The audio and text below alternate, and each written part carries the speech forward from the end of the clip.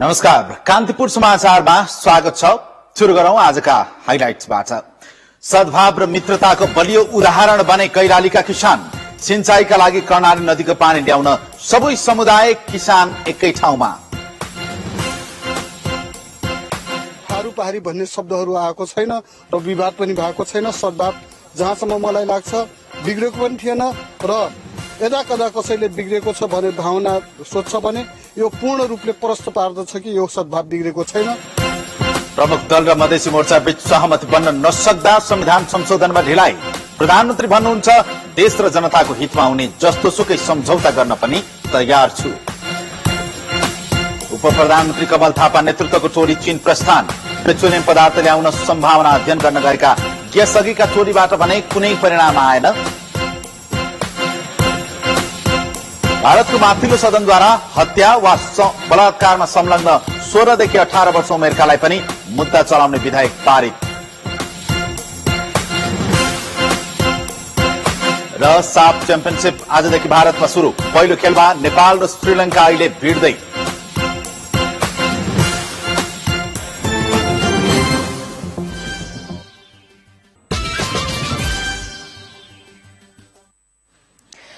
प्रमुख दल र संयुक्त लोकतान्त्रिक मोर्चा बीच सहमति बन्न नसक्दा संविधान संशोधनमा ढिलाइ हुने भएको छ। प्रमुख तीन दलको सहमतिमा मोर्चासँग वार्ता गर्ने भन्दै गत शुक्रबार 5 दिनका लागि स्थगित गरिएको संसद आज पनि औपचारिकता मात्र पूरा गरेर सकिएको छ। मुख्य दल र मोर्चा बीच सहमति बन्न नसक्दा संशोधन विधेयकमाथिको छलफलका लागि पुस 12 गते बैठक बोलाइएको छ।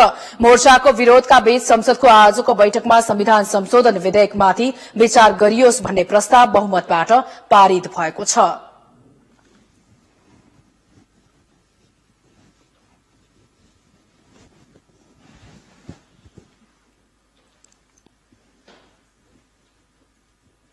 पहिलो संशोधन विधेयक 2072 माथि विचार गरियोस् भन्ने प्रस्तावमाथि अर्थात् विधेयकमाथिको सामान्य छलफल यही पुस 12 गते आइतबारबाट हुने बेहोरा जानकारी गराउँछु।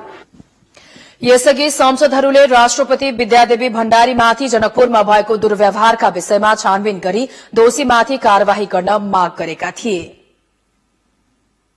एउटा राष्ट्रपतिमाथि यति ठूलो दुर्व्यवहार हुँदाखेरि यो राष्ट्रपति माथि मात्रै भएको होइन, सभामुख महोदय, यो सभामुख महोदय माथि पनि भएको, सिंह नेपाल माथि भएको, सिंह नेपाली महिलाहरूमाथि भएको। सम्मानित राष्ट्रपति माथि यो प्रकारको अपमान हुन्छ भने सामान्य महिलाहरू जो अन्याय र अत्याचारबाट थिचोमिचोमा परेका ती सामान्य महिलाहरूमाथि कस्तो प्रकारको दुर्व्यवहार हुन्छ होला हामी प्रश्न भएका छौं। सांसदहरूले घटना भएको एक सातासम्म पनि दोषीलाई पक्राउ गर्न नसकेको भन्दै सरकारको आलोचना गरेका थिए।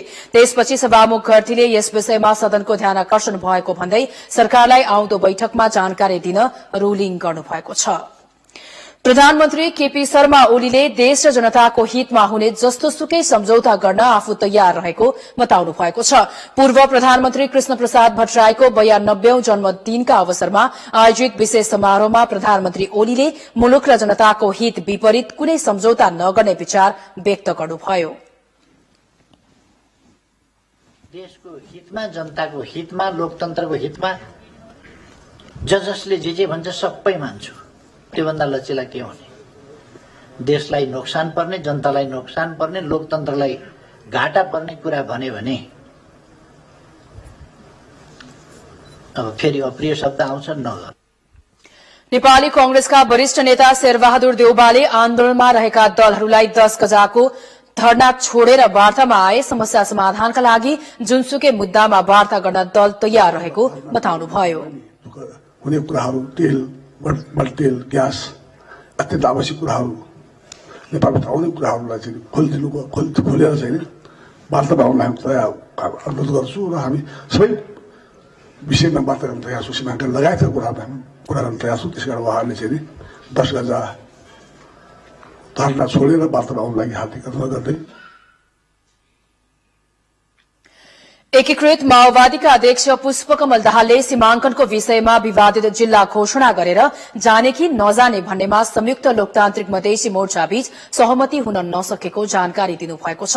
पार्टी कार्यालय पेरिस डाँडामा आयोजित पत्रकार सम्मेलनमा अध्यक्ष दाहालले विवादित जिल्ला घोषणा गरेर जानुपर्ने मोर्चाको अडान र विवादित जिल्ला घोषणा गर्न नहुने कांग्रेस र एमाले अडानका कारण सहमति हुन नसकेको बताउनुभयो। उहाँले सीमांकन सम्बन्धी विवाद 3 महिनाभित्र राजनीतिक समिति मार्फत सुल्झाउन सकिने मोर्चा सहमत भए पनि सीमांकन हेरफेरको सुनिश्चितता हुनुपर्ने मोर्चाको भनाई रहेको जानकारी दिनुभयो। अध्यक्ष दाहालले मोर्चाका माग सम्बोधनका लागि 8 प्रदेशमा सहमति जुटाउनका लागि एकीकृत माओवादीले पुलको भूमिका निर्वाह गरिरहेको दावी गर्नुभयो। विवादका जिल्लाको रूपमा भनेर त्यहाँभित्र सीमाङ्कन मिलाउने अहिले भनौं भन्नेतिर मधेसी मोर्चाको बढी जोड देखिन्छ। तर यसमा चाहिँ फेरि सत्तापक्ष र प्रतिपक्षमा भएका प्रमुख पार्टीहरूको बीचमा सहमति भइसकेका छैन। त्यसलाई विवादित जिल्ला किन भन्ने चाहिँ अलिक बढी छ। खास गरी कांग्रेस र एमालेमा चाहिँ विवादित जिल्ला त्यहाँ विवादै छैन, किन विवाद भन्ने उहाँहरूको छ। मधेसी मोर्चाको त्यसलाई त्यसमा लैजाउँ भन्ने छ। पक्की नहरको अभावमा कैलाली जिल्लाका किसान सिंचाईका लागि कर्णाली नदीको पानी परम्परागत कुलोमा लैजान श्रमदानमा व्यस्त छन्। नदी किनारमा भेला भएर हरेक वर्ष कुलो बनाउँदा किसानले दुःख झेल्नु परे पनि यस्ता अवसरले सामुदायिक सद्भाव र मित्रता बढाउन ठूलै भूमिका निर्वाह गर्ने गरेको छ। यो दृश्य कैलालीको टिकापुर र त्यस आसपासका 8 गाविसका किसानको हो। कर्णाली नदीको पानी आफ्नो खेतबारीमा सिंचाईका लागि लैजान यहाँका किसानहरू एक सातादेखि कुलो खनिरहेका छन्। यहाँ थारू पहाड़ी समुदाय सबै मिलेर काम गरिरहेका छन्। देशभरमा सबै समुदाय र वर्गका मानिसको सहभागिताले यहाँको सामाजिक सद्भाव बलियो भएको सन्देश दिएको अगुवा किसानहरूको भनाइ छ। हामी थारू पहाड़ीको जुन केन्द्रकृत नेताहरूले जुन देख्नु आँट्यो चिरार छ, डरार छ, तर होइन, हामीमा कतै पनि छैन, त्यो सम्भावना पनि छैन। अहिले हामी सँगै छौं। थारू पहाड़ी भन्ने शब्दहरू आएको छैन र विवाद पनि भएको छैन। सद्भाव जहाँसम्म मलाई लाग्छ बिग्रेको पनि थिएन र यदा कदा कसैले बिग्रेको छ भने भावना सोच्छ भने यो पूर्ण रूपले प्रष्ट पार्दछ कि यो सद्भाव बिग्रेको छैन। गाउँ गाउँबाट नहर खन्न आएका हजारौं किसानहरू कठ्याङ्ग्रिदो चिसोको समेत प्रवाह नगरी राति समेत जंगलभित्र अस्थायी टहरा बनाएर यसरी बसिरहेका छन्। यस क्षेत्रका किसानहरूले सिंचाईका लागि सदियौंदेखि नै यसरी नहर खन्दै आएका छन्। प्रत्येक गाउँलाई 5-5 दिनको पालो लगाउँदै यस भेगका 10,000 भन्दा बढी किसान कुलो खन्न हरेक वर्ष कर्णाली नदीमा पुग्ने गरेका छन्। कसै सालमा जाने 20 दिन चल्छ, कसै सालमा जाने 1 महिना चल्छ। त्यस्तै गरी पहिला त हाम्रो जाने परम्परा चिसापा कटासेबाटै चाहिँ नहर थियो। कटासेबाटै जाने हामी बनाएर लिन्थ्यौँ, यहाँ चिसापानी पनि कोर्थ्यौँ। त 3टा देशहरू थियो पहिला। सालसालै अब हामीले खन्न आउनुपर्छ। घर केटाकेटी अब गाई भैँसा अब हामीले छोडेर आउनुपर्छ। बिहान बिहान दौडाउनुपर्छ। फेरि आएर पनि हामी समयमा फेरि पानी लाउन पाउन्नौँ।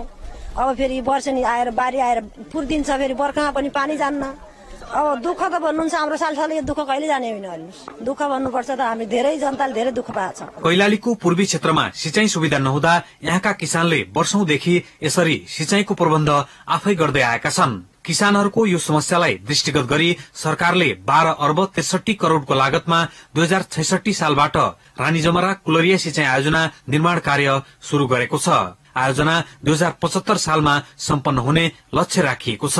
हजारौं जनताले मेहनतका साथ यसरी खनिएको यो कुलो वर्षायाममा आउने बाढ़ीले पुरै बगाएर लैजाने र पुनः वर्षेनी यसरी नै खन्नुपर्ने बाध्यता छ।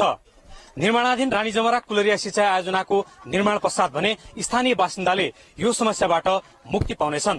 कान्तिपुर समाचारका लागि क्यामेरामा चिरायु थापाका साथमा टेकरा जोशी, चिसापानी, कैलाली। यसै प्रसंगमा हामीले कैलालीको कर्णाली नदीबाट सिंचाईका लागि पानी ल्याउन कुलो खन्न गएका किसानलाई सोधेका छौं। नहर खन्न आउँदा तपाईले कस्तो समस्या खेप्नु परेको छ? हेरौं उनीहरू के भन्छन्। जनताको आवाज। कुलो खन्दाखेरि त दुःखै हो हजुर। अब त्यसो खन्नु पर्ने हुन्छ। अब कहीँ ढुङ्गा लागेर घाउ पनि हुन्छ। घरमा खाना नबनाए खाएर हाम्रा गाई भैँसा भोकाइ छन्। एक कुलामा आउँदाखेरि बाख्राले भैँसाले पानी पाएका छैनन्।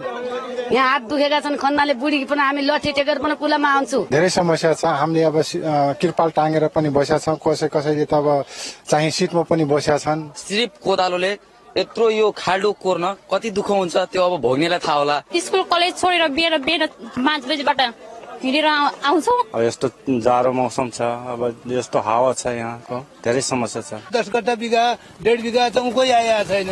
4 कट्ठा 6 कट्ठा 2 कट्ठा यस्ता वाला मात्रै छन्। यही छ समस्या कि यो कट्ठाको हिसाबले पैसा लगाइदिएखेरि अति राम्रो हुनेछ। वर्षेनी हामीले खन्नु पर्ने, 1 साल होइन 2 साल होइन, खनेर गयो अर्को साल आउँदा बाढीले पुरेर उस्तै बराबर बनाइदिन्छ। यति मेहनत गर्दा गर्दा पनि हिउँदे बाली अझ हाम्रो त्यस्तै छ, खर्च मात्रै हुने। हिउँद बालीले चाहिँ हामीले अझ पनि पुगाउन सकेका छैन। उपप्रधान तथा परराष्ट्र मन्त्री कमल थापा नेतृत्वको प्रतिनिधिमण्डल 5 दिने औपचारिक भ्रमणका क्रममा आज चीन प्रस्थान गरेको लगायतका समाचारहरू बाँकी नै छन्। त्यसअघि मुख्य समाचार। सद्भाव र मित्रताको बलियो उदाहरण बने कैलालीका किसान। सिंचाईका लागि कर्णाली नदीको पानी ल्याउन सबै समुदायका किसान एकै ठाउँमा। प्रमुख दल र मधेसी मोर्चा बीच सहमति बन्न नसक्दा संविधान संशोधनमा ढिलाइ। प्रधानमन्त्री भन्नुहुन्छ देश र जनताको हितमा हुने जस्तोसुकै सम्झौता गर्न पनि तयार छु।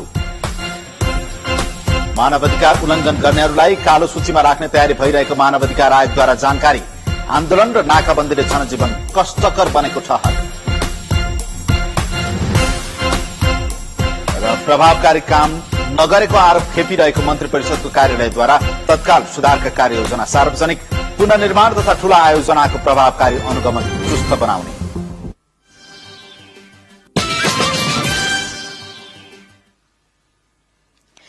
राष्ट्रपति विद्यादेवी भण्डारीले लोकतान्त्रिक विधिबाट संविधान लेख्ने चाहना पूरा भएको बताउँदै संविधान कार्यान्वयनमा सबै एकजुट हुनुपर्ने बताउनु भएको छ। आफूले अध्ययन गरेको भोजपुर बहुमुखी क्याम्पसको स्वर्ण महोत्सवमा सहभागी हुन भोजपुर पुग्नुभएकी राष्ट्रपति भण्डारीले संविधान कार्यान्वयनलाई राष्ट्रिय दायित्वको रूपमा पूरा गर्नुपर्ने बताउनु भएको हो। स्वर्ण महोत्सवको अवसरमा राष्ट्रपति भण्डारीलाई सम्मान समेत गरिएको थियो। राष्ट्रपति भण्डारीले माने भन्ज्याङ गाविस स्थित गुराँसेमा रहेको आफू जन्मेको घरमा पुगेर आफन्तसँग भेटघाट समेत गर्नुभएको थियो।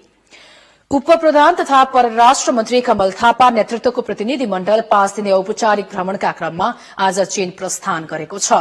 चीनसँग आर्थिक तथा राजनीतिक विषयमा छलफल गर्न उपप्रधान तथा परराष्ट्र मन्त्री थापाले नेतृत्व गरेको टोली चीन प्रस्थान गरेको हो। थापासँगै कानून मन्त्री अग्निप्रसाद खरेल, अर्थ सचिव लोकदर्शन रेग्मी, वाणिज्य सचिव इन्द्रप्रसाद उपाध्याय लगायत चीन गएका छन्। त्रिभुवन विमानस्थलमा पत्रकारसँग कुरा गर्दै उपप्रधानमन्त्री थापाले भ्रमणका बेला चीनले दिने आर्थिक सहयोग र इन्धन आपूर्तिका विषयमा पनि छलफल हुने जानकारी दिनुभयो। सरकारले व्यापार विविधीकरण र खास गरी इन्धनको आपूर्तिका स्रोतको विविधीकरण गर्ने राष्ट्रिय नीति तयार गरेको छ। सोही नीतिलाई अवलम्बन गर्दै मित्र राष्ट्र चीनबाट इन्धन आपूर्तिका सम्बन्धमा यसअघि भएका प्रयासहरूलाई निरन्तरता दिँदै त्यसलाई ठोस रूपमा कार्यान्वयन गर्नको निमित्त हामी प्रयास गर्नेछौं। भ्रमणमा नेपाली टोलीले द्विपक्षीय लगानी तथा सुरक्षण सम्झौता विपा, स्वतन्त्र व्यापार सम्झौता एफटीए, पारवहन तथा व्यापार सम्झौता र इन्धन आयात सम्झौता टुङ्गोमा पुर्याउने प्रयास गर्नेछ। ती विषयमा चीनसँग कूटनीतिक स्तरमा छलफल भइरहेको भए पनि टुङ्गो लाग्न सकेको छैन। तर इन्धन सम्झौताको सम्भावना भने कम रहेको परराष्ट्र मन्त्रालय स्रोतले जनाएको छ। फरक प्रसंगमा बोल्दै मन्त्री थापाले मधेसी मोर्चाको 11 बुँदे माग पूरा हुने गरी सरकारले मन्त्री परिषदबाट प्रस्ताव पारित गरी मोर्चालाई पठाएको भन्दै आन्दोलन स्थगन गर्न आन्दोलनमा रहेका दलहरूलाई आग्रह गर्नुभयो। नेपाल आयल निगमले सरकारी तहबाट सम्झौता भए चीनबाट दैनिक 150 किलो लिटर पेट्रोलियम ल्याउन सकिने बताएको छ। कान्तिपुर समाचारसँग कुरा गर्दै निगमका कार्यकारी निर्देशक गोपाल बहादुर खड्काले प्राविधिक अध्ययन भइसकेकाले दुवै देशका सरकार बीच सम्झौता भए व्यावसायिक रूपमा तत्कालै पेट्रोलियम ल्याउन सकिने बताउनु भएको हो। उहाँका अनुसार चीनको केन्द्रीय सरकारले नेपालमा पेट्रोलियम पदार्थ निर्यात गर्न सम्बन्धित निकायलाई आदेश दिए छिंघाई प्रान्तबाट पेट्रोलियम पदार्थ आयात गर्न सकिन्छ।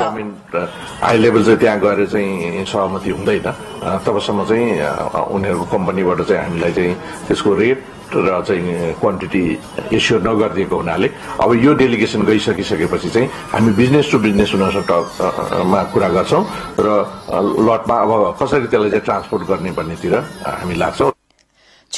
छिंगाइस रिफाइनरीबाट तत्काल पेट्रोल र डिजेल ल्याउन सकिने निगमको भनाइ छ। मौसम अनुकूल भए दैनिक 150 किलोलिटर पेट्रोलियम ल्याउन सकिन्छ, तर नेपाली बजारको 30% पेट्रोलियम र खाना पकाउने ग्यास ल्याउन भने नाकामा स्टोरेज गर्ने व्यवस्था हुनुपर्नेछ। 150 केएल सम्म चाहिँ हामीले चाहिँ ट्रान्सफर गर्न सक्छौं, किनभनेदेखि चाहिँ चाइनाबाट आउने पेट्रोलियम पदार्थ पनि उहाँहरूको चाहिँ त्यहाँ नजिकमा डिपो नभएको ट्याङ्कर टु ट्याङ्कर चाहिँ हामीले चाहिँ त्यसलाई ट्रान्सफर गर्नुपर्ने र अर्को कुरा चाहिँ त्यहाँबाट आउने ट्याङ्करहरू चाहिँ ठुलो ट्याङ्करहरू आउने र त्यसमा चाहिँ हामी चाहिँ सानो ट्याङ्करहरू मात्रै जान सक्ने स्थिति छ र तर पछि लङ टर्ममा चाहिँ यदि हाम्रो चाहिँ जुन अहिले हामीले प्रपोज गरेको छ नेपाल सरकारले पनि चाहिँ यो स्यापुल बेसीबाट चाहिँ बेत्रावतीको चाहिँ सडकको किनारबाट जुन बाटो बनाउने भनेको छ त्यो भयो भने चाहिँ क्वान्टिटी पनि इन्क्रिज हुन सक्छ। यस्तै सिंघाई रिफाइनरीबाट दैनिक 200 मेट्रिक टन ग्यास ल्याउन सकिने भए पनि ढुवानी समस्याका कारण तत्काल सम्भव देखिएको छैन। संघीय समावेशी मधेसी गठबन्धनले आज जनकपुरमा लाठी जुलुस प्रदर्शन गरेको छ। रौतहटको गौर र सर्लाहीको मलंगावामा केही दिन अघि भएको प्रदर्शनमा प्रहरीले दमन गरेको भन्दै गठबन्धनका नेता कार्यकर्ताले लाठी जुलुस प्रदर्शन गरेका हुन्। मधेस र मधेसीको अधिकार सुनिश्चित गर्न सरकार र प्रमुख 3 दल अझै गम्भीर नभएको भन्दै गठबन्धनले जनकपुरमा बजार र वित्तीय संस्थाहरू पनि बन्द गराएका छन्। संयुक्त लोकतान्त्रिक मधेसी मोर्चा, संघीय समावेशी मधेसी गठबन्धन लगायतका संघ संगठनले दिनौ छुट्टा छुट्टै प्रदर्शन गर्न थालेपछि जनकपुर बजार खुल्न सकेको छैन भने वित्तीय संस्था र शिक्षण संस्थाहरू पनि बन्द छन्। उत्तर रौतहटको सदरमुकाम गौरनगर क्षेत्रमा स्थानीय प्रशासनले आज अपराह्न 4 बजेदेखि राति 11 बजेसम्मका लागि कर्फ्यू खुला गरेको छ। बिहान 7 बजेबाट कर्फ्यू हटाइएको प्रशासनले मध्याह 12 बजेदेखि अपराह्न 4 बजेसम्मका लागि कर्फ्यू लगाएको थियो। संयुक्त लोकतान्त्रिक मधेसी मोर्चाको प्रदर्शनका कारण तनाव बढेपछि गत आइतबारदेखि प्रशासनले गौरनगर क्षेत्रमा कर्फ्यू लगाउँदै आएको छ। राति 11 बजेदेखि भोलि बिहान 6 बजेसम्म भने कर्फ्यू जारी रहने स्थानीय प्रशासनले जनाएको छ।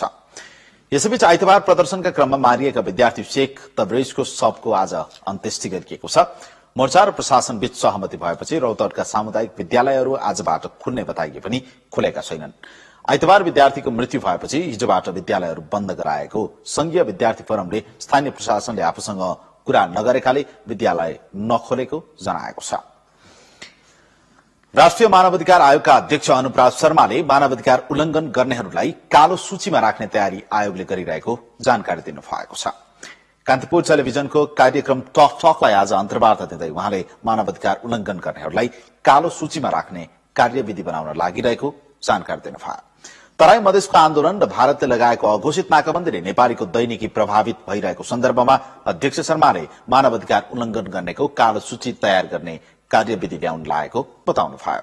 उहाँले भारतको अघोषित नाकाबन्दीबाट नेपालीमा परेको प्रभाव आयोग मार्फत अन्तर्राष्ट्रियकरण गरिएको जानकारी समेत दिनुभएको छ। मानवाधिकारको 3-4 महिना यता वास्तवमा रियालिटीमा भन्नुपर्दा मानवाधिकारको एउटा भयावह स्थिति चाहिँ छ।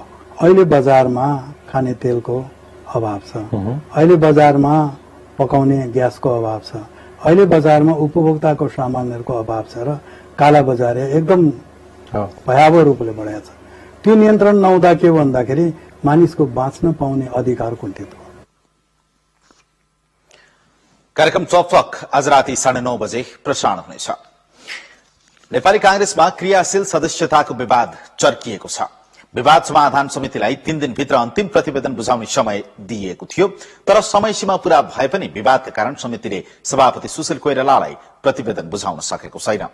क्रियाशील सदस्यता विवाद समाधानका लागि 10 महिना अघि केन्द्रीय सदस्य नरहरि आचार्यको संयोजकत्वमा रमेश लेखक र रामकृष्ण यादव सदस्य रहेको समिति गठन गरिएको थियो। समितिले नयाँ र पुराना गरी 13औं महाधिवेशनका लागि 4,70,655 जनाको सदस्यता सिफारिस गरेको थियो। केन्द्रीय समितिमा सदस्यता सम्बन्धी प्रतिवेदन अनुमोदन भएर आचार्य समितिको सिफारिस सभापति सुशील कोइराला पक्षधर नेताहरूले नै विरोध गरेपछि केन्द्रीय समितिबाट पास हुन नसकेको हो। हिजो मात्र सभापति कोइरालाले सदस्यता विवाद रहेका 42 जिल्लाका सभापतिहरूलाई टेलिफोन गरी फारम केन्द्रमा पठाउन निर्देशन दिनुभएको थियो। प्रधानमन्त्री कार्यालयले प्रभावकारी भूमिका देखाउन नसकेको गुनासो आइरहेका बेला मन्त्री परिषदको कार्यालयले तत्काल सुधार कार्ययोजना सार्वजनिक गरेको छ। मुख्य सचिव सोमलाल सुवेदी मार्फत आज सार्वजनिक कार्ययोजनामा भूकम्प पुनर्निर्माण तथा ठूला आयोजनाको प्रभावकारी अनुगमन गर्नेदेखि सेवा प्रदायक कार्यालयलाई चुस्त बनाउने उल्लेख गरिएको छ। यस्तै मध्य पहाड़ी लोकमार्गलाई समयावधिभित्र सम्पन्न गराउन भूमिका खेल्ने, काठमाडौँमा विद्युतीय मेट्रो रेल सञ्चालनका लागि काम अघि बढाउने लगायतका कार्ययोजना पनि सार्वजनिक गरिएको छ। क्षेत्रगत सेवा प्रवाह सर्वेक्षण गरिने लगायतका कुरा सेवा प्रवाहहरू छन्। त्यस्तै विकास व्यवस्थापन अन्तर्गत यो आयोजनाहरूको बैंक रोस्टर तयार गर्ने खास गरेर अर्थ मन्त्रालयमा 2 वर्षे कार्ययोजनामा हरेक मन्त्रालयले प्राथमिकताका साथ गर्नुपर्ने काम पनि उल्लेख गरिएको छ। कार्ययोजनामा साना योजनालाई बजेट दिने कामलाई निरुत्साहित गर्नेदेखि सरकारद्वारा जारी श्वेत पत्र कार्यान्वयनको कुरालाई पनि समेटिएको छ।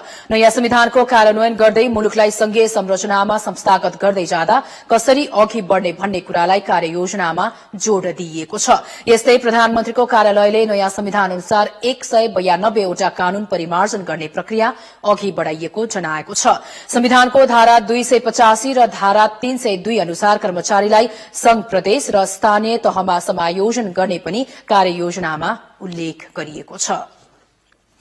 4 जना नेपाली युवाले बनाएको बम निष्क्रिय पार्ने रोबोट 6,95,000 मा बिक्री भएको छ। जस्तोसुकै ठाउँमा पनि प्रयोग गर्न सकिने हलुका खालको रोबोट भन्दै नेपाली सेनाले किनेको हो। नेपाली उत्पादन र ज्ञानलाई प्रोत्साहन गर्न सेनाले किनेको रोबोट कस्तो छ त?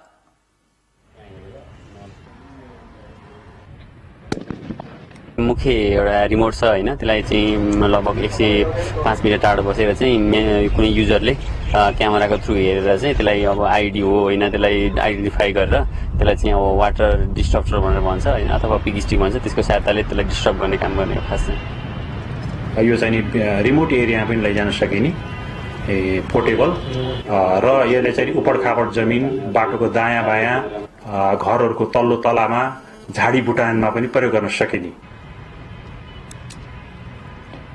रोबोटमा जुन लाग्ने पिक स्टिकलाई चाहिँ हामीले अलिकति सेफ डिस्प्लेहरू भए, त्यहाँ युज हुने क्यामेरा, सीसीटीभी क्यामेराहरू भए, त्यसपछि गएर त्यो मेकानिकल एक्जिक्युटरहरू के भए जुन अर्कै युजको लागि हुन्थ्यो, तर हामीले चाहिँ त्यसलाई चेन्ज गरेर त्यसलाई चाहिँ मोडिफाई गरेर हामी त्यसलाई रोबोटको लागि प्रयोग गरेका छौँ। स्वदेशी उत्पादनलाई प्रोत्साहन मिलोस् र अब यो युवाहरूले यस्तो किसिमको चाहिँ टेक्नोलोजीको विकास र विस्तार गर्दाखेरि उहाँहरूको पनि मनोबल बढोस् भन्ने हिसाबले 6,95,000 मा चाहिँ यसले चाहिँ मूल्य निर्धारण गरेर हामीले चाहिँ खरिद गरेको हो। रोबोटमा चाहिँ लगभग हामीले 6 देखि 7 लाखसम्म चाहिँ इन्भेस्टमेन्ट गरेको छौँ। हाम्रो टिममा चाहिँ जम्मा खास मेन भन्दा 2 जना हो, यही पैसा देखेर म जुन हामीले रोबोटदेखि लिएर इन्भेस्टमेन्टदेखि लिएर सबै 2 जनाले गरेको। बाँकी रहेको 2 जना भाइहरू पनि छन् हामीसँग, अमृत दाहाल भन्ने छ, त्यसपछि गएर सुमित थापा भन्ने छ हैन। फर्स्टचोटि कान्तिपुर पत्रिकाले चाहिँ हाम्रो इन्टरभ्यू प्रकाशित गरिसकेपछि जुन चाहिँ आफ्नो जिल्लामा चाहिँ हो भाइले राम्रो काम गरेछ भन्थे, म त्यही क्लास 8 मा पढ्थेँ। आज आएर जुन चाहिँ यति धेरै 14 वर्षसम्म मेहनत गरिसक्दा चाहिँ आज आएर नेपाल आर्मीले चाहिँ एउटा विश्वास भनौँ न, अब वर्ल्डको जति चलिरहेको छ त्यति हाइटेक नभए पनि एउटा विश्वास गरेको आधार देख्दा चाहिँ अलिकति अब मैले पनि केही गरेछु, रोबोटिक्समा यत्रो वर्ष लगानी गरेँ होइन, तर यो खेर नजाने रहेछ भन्ने मलाई फिल भइरहेछ। चाहिँ नेपाली युवाले बनाएको रोबोट खरिद गरेर नेपाली सेनाले नेपाली उत्पादन र ज्ञानलाई प्रोत्साहन गर्ने सकारात्मक कदमको सुरुवात गरेको छ। कान्तिपुर समाचारका लागि क्यामेरामा रञ्जन कार्कीका साथमा सरल गुरुङ, काठमाडौँ। आर्थिक र अन्तर्राष्ट्रिय समाचार बाँकी नै छ, त्यसअघि मुख्य समाचार। सद्भाव र मित्रताको बलियो उदाहरण बने कैलालीका किसान। सिंचाईका लागि कर्णाली नदीको पानी ल्याउन सबै समुदायका किसान एकै ठाउँमा। प्रमुख दल र मधेसी मोर्चा बीच सहमति बन्न नसक्दा संविधान संशोधनमा ढिलाइ। प्रधानमन्त्री भन्नुहुन्छ देश र जनताको हितमा हुने जस्तोसुकै सम्झौता गर्न पनि तयार छु। पर्यटन क्षेत्रमा खस्केको मनोबल बढाउने गरी काम थाल्ने पर्यटन बोर्डका प्रमुख कार्यकारी अधिकृत दीपक राज जोशीको भनाई। 2016लाई मनोबल बढाउने वर्षका रूपमा प्रयोग गरिने। र विश्व शान्तिको कामना गर्दै लुम्बिनीमा विश्व शान्ति पूजा। विभिन्न देशका 5,000 बढी भिक्षु तथा लामा सहभागी।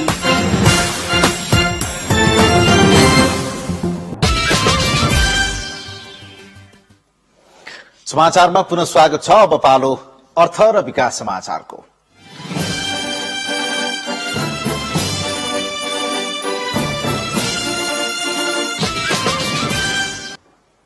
अर्थमन्त्री विष्णु पौडेलले भारतसँगको असहज आपूर्ति व्यवस्था छिट्टै सहज हुने बताउनु भएको छ। अन्तर्राष्ट्रिय व्यापार मेला उद्घाटन गर्न बुचवल पुग्नुभएका मन्त्री पौडेलले आपूर्ति व्यवस्था सहज बनाउन सरकारले भारतसँगको असमझदारी सल्टाउन सहजीकरण गरेकाले अब धेरै दिन दुःख भोग्नु नपर्ने बताउनु भयो। जुन प्रकारको अवरोध छ यो अवरोध अत्यन्त अल्प अवधिको परिदृश्य हो। छोटो केही दिनको अन्तरालमा यो आपूर्ति व्यवस्थाको असहजता अन्त्य हुन्छ। स्वदेशी वस्तुको पहिचान बिना देश आत्मनिर्भर बन्न नसक्ने बताउँदै मन्त्री पौडेलले कृषि, पर्यटन र वैकल्पिक ऊर्जाको प्रवर्धनमा सबै मिलेर अगाडि बढ्नुपर्ने बताउनु भयो।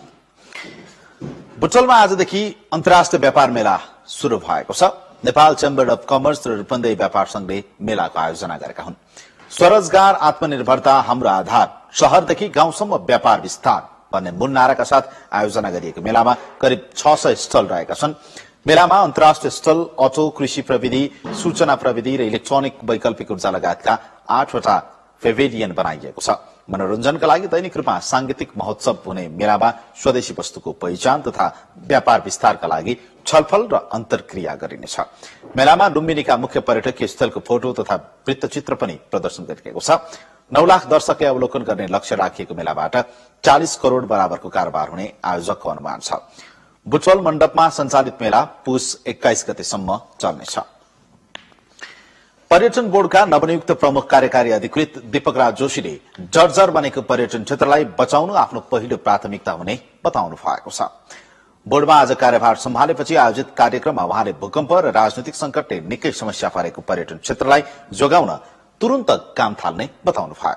सन् 2016लाई पर्यटन क्षेत्रमा खस्केको मनोबल बढाउने वर्षका रूपमा प्रयोग गरी त्यसपछिको दोस्रो वर्षमा पहिला झैं 1 वर्षमा 8 लाख पर्यटक भित्र्याउने लक्ष्य राख्ने प्रमुख कार्यकारी जोशीको भनाइ छ। It's more important. अनि अब त्यो सर्भाइभ कसरी गर्न सकिन्छ भन्ने दिशातिर सन् 2016 सुरु हुँदैछ। मेरो कार्यकाल पनि 2016 सँगै सुरु हुँदैछ र त्यो इयरलाई चाहिँ मैले इन्टरनली इयर अफ सर्भाइभल बनाएको छु एउटा वर्किङ मोडालिटीका हिसाबले।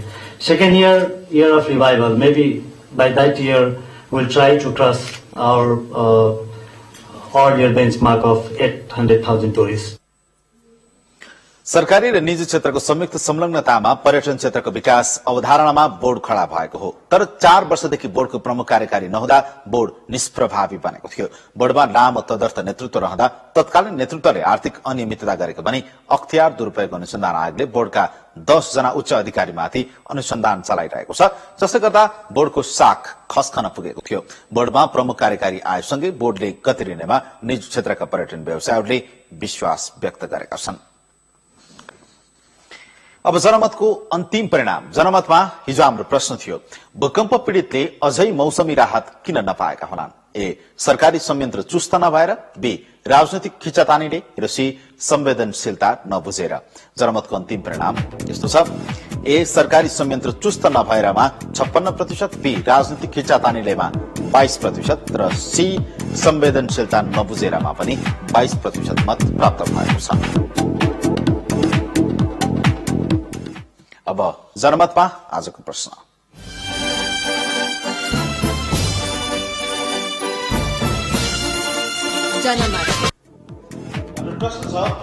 प्रवर्धनका लागि के गर्नुपर्छ? ए, पूर्वाधारमा जोड, बी, खस्केको मनोबल बढाउने, र सी, प्रचार प्रसार। जनमतको अन्तिम परिणाम भोलि साँझ 8 बजेको कान्तिपुर समाचारमा प्रसारण गर्नेछौँ। एसएमएस भोटिङ खुला छ। 8080 नम्बरमा एसएमएस गरी आफ्नो मत व्यक्त गर्नुहोला। ग्यास विक्रेताहरूले माग भन्दा निकै थोरै मात्र ग्यास आपूर्ति भएकाले उपलब्ध ग्यास समेत वितरण गर्न असुरक्षा भएको जनाएका छन्। आज राजधानीमा पत्रकार सम्मेलन गरी उनीहरूले बढ़ी मागका कारण, सर्वसाधारण उपभोक्ता र प्रशासनको कारणबाट असुरक्षा भएको बताएका छन्। कम ग्यास बिक्रीका लागि आउँदा ग्यास नपाउने उपभोक्ताले धम्क्याउने र प्रशासनबाट पनि ठूला भन्दा साना व्यवसायीमाथि कार्यवाहीको नाममा असजिलो पार्ने काम भएको उनीहरूको भनाइ छ। जे जति ग्यास आएको छ त्यसलाई सहज वितरण गर्न टोल टोलका सर्वसाधारण र प्रशासनले सहयोग गर्न विक्रेताहरूले माग गरेका छन्। बौद्ध मार्गीहरूले विश्व शान्तिको कामना गर्दै बुद्ध जन्मस्थल लुम्बिनीमा विश्व शान्ति पूजा गरिरहेका छन्। यी लगायतका समाचार बाँकी नै छ। त्यसअघि मुख्य समाचार। सद्भाव र मित्रताको बलियो उदाहरण बने कैलालीका किसान। सिंचाईका लागि कर्णाली नदीको पानी ल्याउन सबै समुदायका किसान एकै ठाउँमा। प्रमुख दल र मधेसी मोर्चा बीच सहमति बन्न नसक्दा संविधान संशोधनमा ढिलाइ। प्रधानमन्त्री भन्नुहुन्छ देश र जनताको हितमा हुने जस्तोसुकै सम्झौता गर्न पनि तयार छु। मानवाधिकार उल्लंघन गर्नेहरूलाई कालो सूचीमा राख्ने तयारी भइरहेको मानवाधिकार आयोगद्वारा जानकारी। आन्दोलन र नाकाबन्दीले जनजीवन कष्टकर बनेको ठहर। र प्रभावकारी काम नगरेको आरोप खेपिरहेको मन्त्री परिषदको कार्यालयद्वारा तत्काल सुधारका कार्य योजना सार्वजनिक। पुनर्निर्माण तथा ठूला आयोजनाको प्रभावकारी अनुगमन चुस्त बनाउने।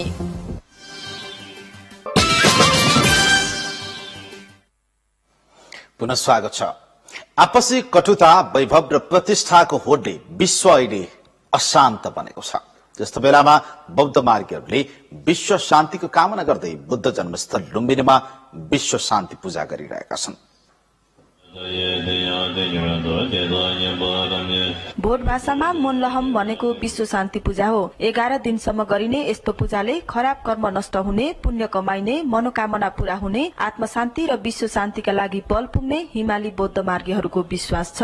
Buddha's teachings are based on the compassion, especially the Mahayana teachings, based on the root is compassion to all sentient beings without any exception. बौद्ध अनुयायीहरूका अनुसार अस्थिर स्वभाव, लोभ, मोह र तृष्णाले मनमा बेविचार आउने र मान्छे गलत मार्गमा हिँड्ने गर्छ। विश्व शान्ति पूजामा मनका यिनै बेविचार हटाएर सत्मार्ग देखाउन 11 दिनसम्म विभिन्न बोधिसत्व र ताराहरूको प्रार्थना गरिन्छ। विभिन्न बुद्ध बोधिसत्वहरूको प्रार्थनाहरू सुरु भएपछि अनि त्यसपछि खास विश्व शान्ति पूजा सुरु हुन्छ। दान दिने, सेवा गर्ने र सत्कर्मको अभ्यास गर्ने अवसरका रूपमा पनि लिने विश्व शान्ति पूजामा नेपाल, भारत, चीन, Canada, Korea, Singapore, Sri Lanka, Vietnam लगायतका देशका भिक्षु तथा लामाहरू सहभागी छन्। राम्रो होस् भनेर भएको, यो यस्तो लामो अरू बेला दर्शन पाउँदैन भनेर भएको। बुद्धले सम्झेर मलाई शान्ति चाहिन्छ, मलाई मेरो बिरामी निको होस् भनेर सम्झे पनि होइन।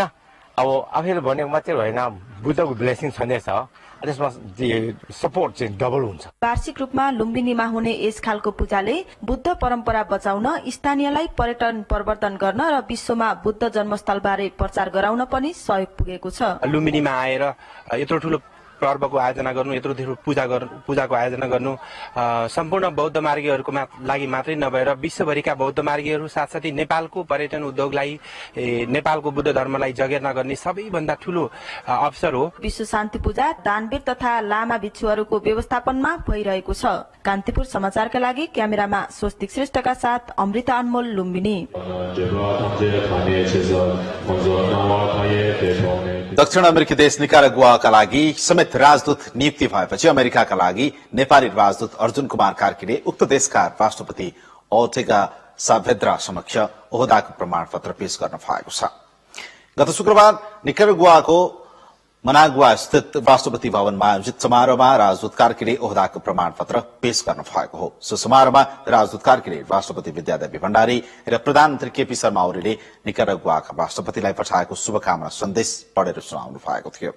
सो अवसरमा निकारागुआका राष्ट्रपति ओर्टेगाले नेपाली जनताको निरन्तर शान्ति, प्रगति र समृद्धिका लागि शुभकामना व्यक्त गर्दै नयाँ राजदूत नियुक्तिसँगै नेपाल र निकारागुआ बीचको सम्बन्ध थप सुदृढ हुने विश्वास व्यक्त गर्नु भएको थियो। काठमाडौँमा 2 किशोरीलाई एसिड छ्याप्ने जीवन विक 10 वर्ष जेल जाने भएका छन्। काठमाडौँ जिल्ला अदालतले जीवनलाई 10 वर्ष जेल सजाय सुनाएको हो। न्यायाधीश हरिप्रताप केसीको इजाजतले विकलाई ज्यान मार्ने उद्योग गरेको भन्दै 10 वर्ष कैद सजाय सुनाएको हो। 2071 साल फागुन 10 गते बिहान ट्युसन पढ्न गएका संगीता मगर र सीमा बस्नेतलाई जीवनले एसिड छ्यापेका थिए।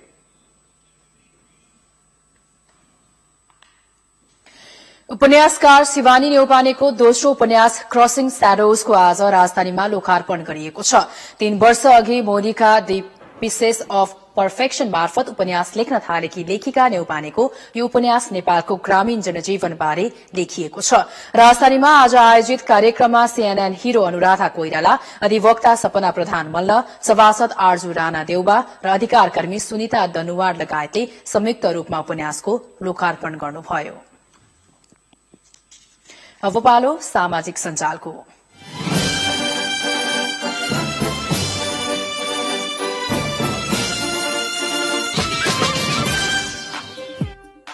बुधबार सामाजिक सञ्जालमा पूर्व प्रधानमन्त्री कृष्ण प्रसाद भट्टराईको जन्म जयन्ती तथा नेपाली राजनीतिका विभिन्न पक्षहरूमाथि टिप्पणी भयो। प्रधानमन्त्री केपी शर्मा ओलीको अफिसियल ट्विटर पेजमा पूर्व प्रधानमन्त्री भट्टराईको शालिग अनावरणको फोटोसहित लेखिएको छ, कृष्ण प्रसाद भट्टराई समाज रूपान्तरणको नेता हुनुहुन्थ्यो। त्यस्तै नेपाली कंग्रेसका नेता गोविन्दराज जोशीले पनि भट्टराईको जन्म जयन्तीकै सन्दर्भमा प्रगतिमान रञ्जितले पोस्ट गर्नु भएको भट्टराई र गणेशमान सिंहको फोटो शेयर गर्नु भएको छ। मुलुकमा विद्यमान चौतर्फी समस्यामा लेखक नयनराज पाण्डेको ट्वीट छ, समस्या हात्ती भएर उभिएको छ, हामी सबै आँखा छोपेर हात्ती छामिरहेछौं। कोही समस्यालाई भित्ता जत्रो, कोही खाँबो जत्रो र कोही नाङ्लो देखिरहेछौं। नेपाली राजनैतिक प्रवृत्तिप्रति शिरोमणि ढुङ्गानाले ट्विटरमा कटाक्ष गर्नु भएको छ। धर्मको कड़ा विरोधी तिनै, उग्र समर्थक पनि तिनै, वर्गीय आन्दोलनमा उनै, नस्लीय राजनीतिमा उनै, अधिकार कर्मी यिनै, नाकाबन्दी समर्थक पनि यिनै। ऊर्जा संकट घटाउन सरकारले बनाएको विभिन्न योजनालाई व्यङ्ग्य गर्दै पत्रकार नारायण अमृत ट्विटरमा लेख्नुहुन्छ, जहाँ बिजुली छैन त्यहाँ विद्युतीय बस, जहाँ हावा जति नेताको दिमागमा मात्र छ त्यहाँ हावाबाट बिजुली, जहाँ नीति छैन त्यहाँ राजनीति, हाँसौं। फरक प्रसंगमा हरीश शाही ट्विटरमा लेख्नुहुन्छ, ज्ञानी सबै हुन्छन्, फरक यही हो कोही आफ्नो लागि मात्र हुन्छन् भने कोही सबैको लागि। शहरवासीको पाश्चात्य संस्कृति माथिको लगाव प्रति सुशील पन्त लेख्नुहुन्छ, क्रिसमसलाई काठमाडौँले भव्य स्वागत गरिसकेछ, तर लोसार, साकेला र मागी चाहिँ मनाएको भोलिपल्ट थाहा पाउँछ। अरू जे भए पनि यो मन त मेरो नेपाली हो। मस्तिष्क आफैमा एउटा ठूलो जेल हो जहाँ विचारहरू कैद त हुन्छन् तर निस्कन मान्दैनन् भन्दै विश्वराज भिटुवालले फेसबुकमा स्ट्याटस लेख्नु भएको छ।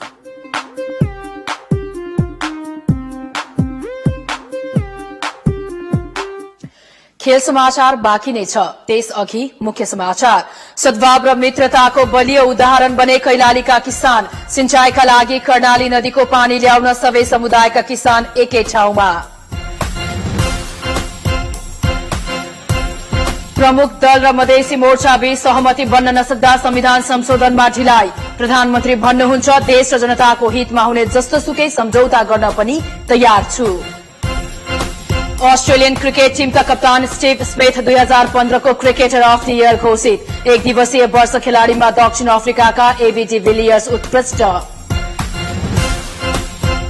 र साफ च्याम्पियनशिप आजदेखि भारतमा शुरू, पहिलो खेलमा नेपाल पराजित, श्रीलंका 1-0 ले विजयी।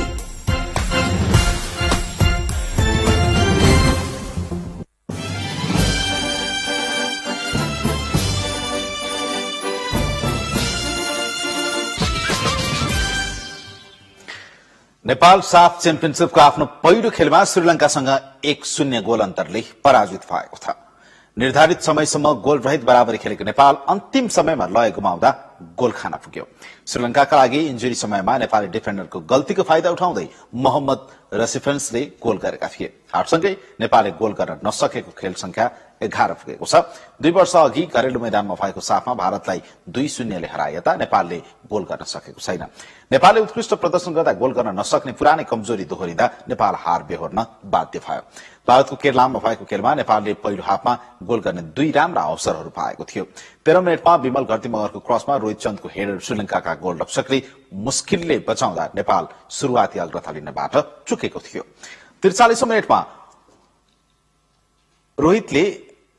रोहितको प्रहार पोस्ट नजिकैबाट बाहिरिएको थियो। पहिलो हाफमा दुवै टिमको जर्सी एउटै हुँदा खेलाडी अल्मलिएपछि नेपालले दोस्रो हाफमा नीलो जर्सीमा उत्रिएको थियो। नेपालले अब समूहको अन्तिम खेल आइतबार भारतसँग खेल्नेछ। अस्ट्रेलियन क्रिकेट टिमका कप्तान स्टिभ स्मिथ सन् 2015 को क्रिकेटर अफ द इयर र test cricket of the year घोषित भएका छन्। जापानमा सन् 2020 मा हुने टोकियो ओलम्पिक आयोजक कमिटिका उपाध्यक्ष कियो टोयोटाले पदबाट राजीनामा दिएका छन्। 2 दिन अगाडि टोकियो ओलम्पिकको बजेट अनुमानित भन्दा 6 गुणा बढ़ी लाग्ने सार्वजनिक गरिएको थियो। टोकियो ओलम्पिकको बजेट बढ्नुको कारण हाइवे निर्माणका साथै सामग्रीहरूको मूल्य बढेको बताइएको छ। अन्त्यमा अहिलेसम्मका हाइलाइट्स फेरि एकपटक। सद्भाव र मित्रताको बलियो उदाहरण बने कैलालीका किसान। सिंचाईका लागि कर्णाली नदीको पानी ल्याउन सबै समुदायका किसान एकै ठाउँमा। प्रमुख दल र मधेसी मोर्चा बीच सहमति बन्न नसक्दा संविधान संशोधनमा ढिलाइ। प्रधानमन्त्री भन्नुहुन्छ देश र जनताको हितमा हुने जस्तोसुकै सम्झौता गर्न पनि तयार छु। उप प्रधानमन्त्री कमल थापा नेतृत्वको टोली चीन प्रस्थान। पेट्रोलियम पदार्थ ल्याउन सम्भावना अध्ययन गर्न गएका यसअघिका टोलीबाट भने कुनै परिणाम आएन। भारतको माथिल्लो सदनद्वारा हत्या वा बलात्कारमा संलग्न 16 देखि 18 वर्ष उमेरकालाई पनि मुद्दा चलाउने विधेयक पारित। र साफ च्याम्पियनशीप आजदेखि भारतमा शुरू। पहिलो खेलमा नेपाल पराजित। श्रीलंका 1-0 गोल अन्तरले विजयी। कान्तिपुर समाचार अहिलेलाई सकियो। क्रिसमसको 2 दिन अघि विश्वभरिका प्रमुख शहरहरू निकै आकर्षक ढंगले सजाइएका छन्। क्रिसमस ट्री, सान्टा क्लज र झिलिमिली बत्तीबाट सजाइएका यिनै शहरहरूका दृश्य आजको जाँदा जाँदैमा। हाम्रो अर्को समाचार अहिले 10:30 बजे अंग्रेजी भाषामा हुनेछ। कान्तिपुर टेलिभिजन हेर्दै गर्नुहोला। नमस्कार।